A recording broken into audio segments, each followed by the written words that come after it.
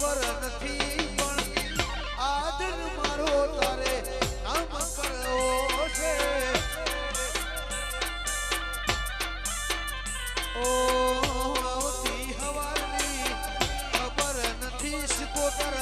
આવતી હવારની ખબર નથી પણ આવતી ખબર તારે નોમ કરવી છે વાહ સંજય